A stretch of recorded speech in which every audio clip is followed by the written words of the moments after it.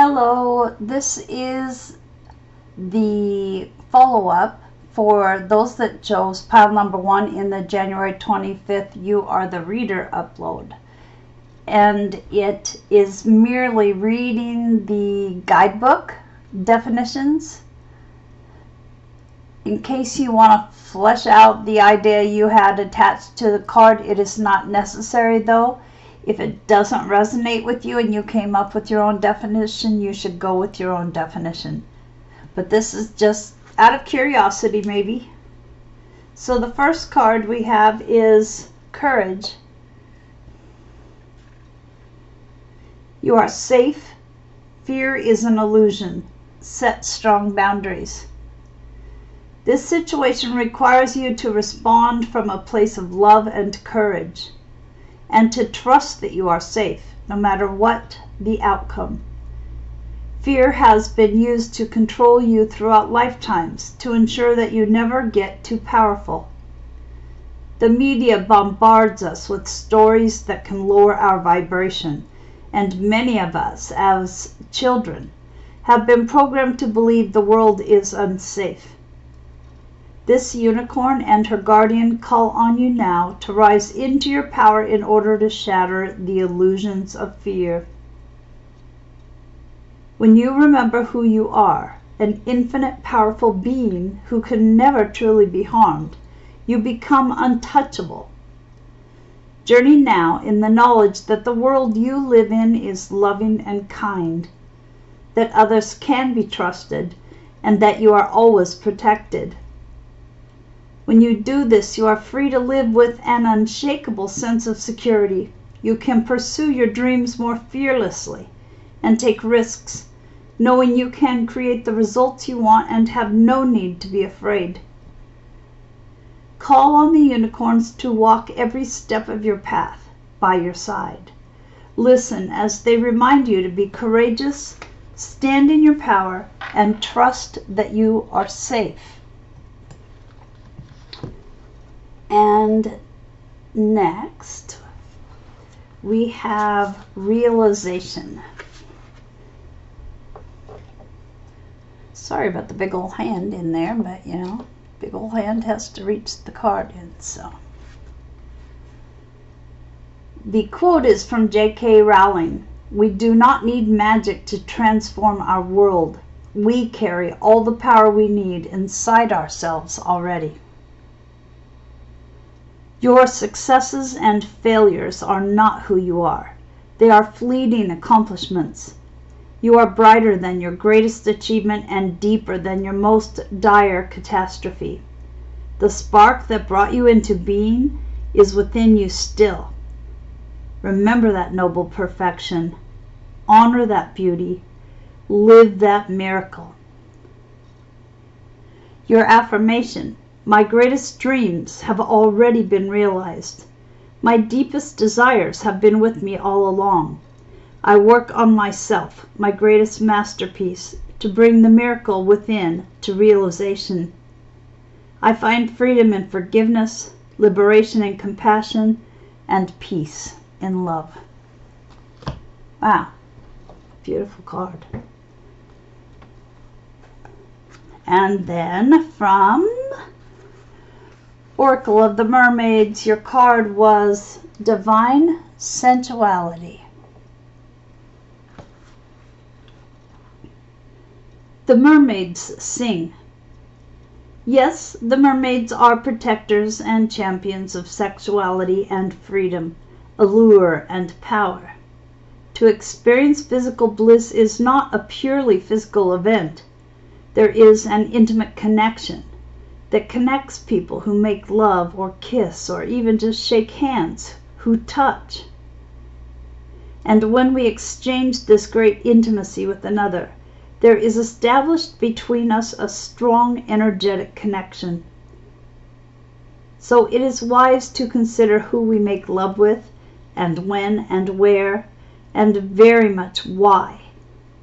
But there is also an undercurrent in our culture that still sees lovemaking, sensuality, and the love of the pleasure of the body, and the celebration and elevation of that pleasure to an art as something that is laden and twisted with guilt. The tainted sexual beliefs of the medieval era, which led to a hatred of the body, of sexuality, and a demonization of women, are still with us in some ways. Even the sexualization of our bodies undermines our ability to make love, to pleasure ourselves, and to enjoy this great pleasure and joy that has been gifted to us. The mermaid has come to be a symbol of the temptress, the woman who wishes to draw men and lovers to her, and in many ways she is the symbol of danger, and so it is with our sensuality. If you have drawn this card, it is likely you are ready to explore and dive into your own physical expression of bliss. It may be through making love with a cared-for other, achieving greater intimacy in your relationships, or even experiencing blissful sensual moments while receiving a massage or dancing. But this card encourages you to reconnect with the love of your natural physicality and to explore the pleasure your sensuality can bring to you, and to begin to understand and untangle any of the lingering cultural or personal guilt you may have about this. There are many beliefs in our culture, many taboos too, that women who enjoy sexual feelings and evoke them in others are impure, courting danger, threatening to themselves and to other women, and dangerous to men. But the truth is, we all have a seductress within us, a mermaid-like being who dwells within our psyche and subconscious, who is able to show us how to pleasure ourselves and others, and how healing this sacred sensuality is and can be. Wow, you guys that picked this pile, what a pile. And then we have Princess of Purity leaps across. Oops, I got her face behind the little letters. Let's me drop her a little bit. And then the glare's on her.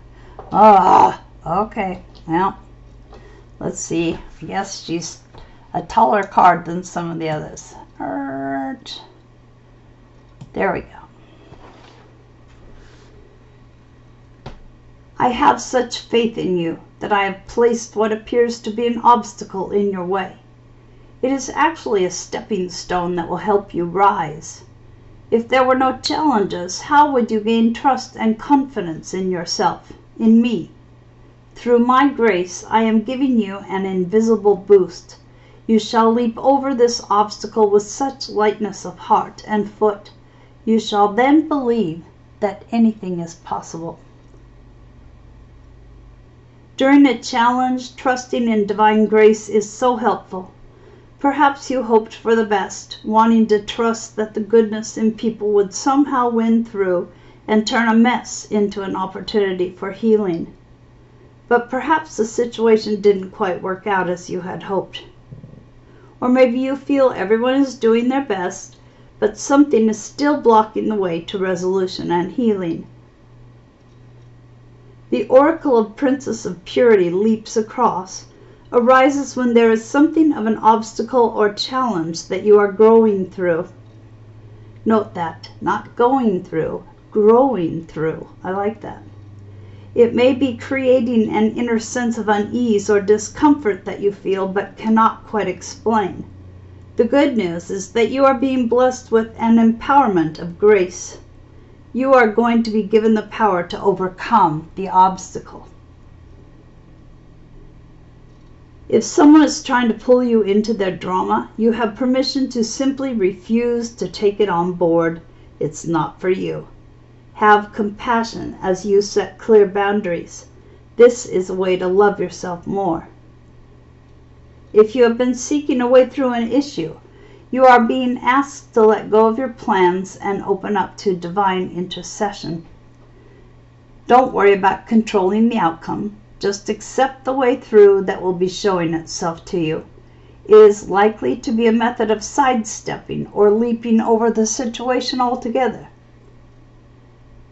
Finally, if you are locked in a decision-making process and you want to find a way out of the gridlock in your mind, or with that of another, this oracle brings you guidance. There is another way, another option that you have not yet accessed consciously. Keep your heart and mind open, relax, and it will come to you. Don't lock yourself into a decision. See what unfolds. Act when you feel you need to act, and rest when you need to rest. And the last card is from Alice the Wonderland, and that card was Use Your Time Well. Get that glare out of there, Cheshire Cat. The quote from Alice: "I think you might do something better with the time," she said, "than wasting it in asking riddles that have no answers." Asking riddles that seem to have no answer may seem like a waste of time, but sometimes it leads to discovery. When we allow ourselves to ask questions that may have no discernible answer, we might find valuable things and unearth what we truly think and believe. But there is another element to this card, as there are people who will waste your time, not only by asking questions that have no answers, but by deliberately asking those questions intending to take up your time. There are people in our lives who feel justified questioning, prying, or wasting our time. It is up to you to decide what questions are worth answering, and those that serve no purpose and can be left alone.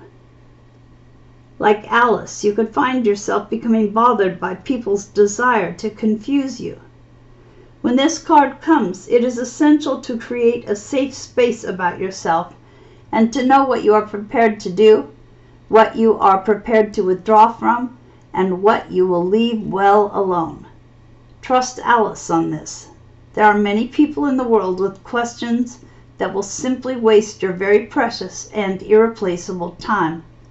Answer only those that bring you closer to a resolution, or that will lead to a greater and deeper way of experiencing the world.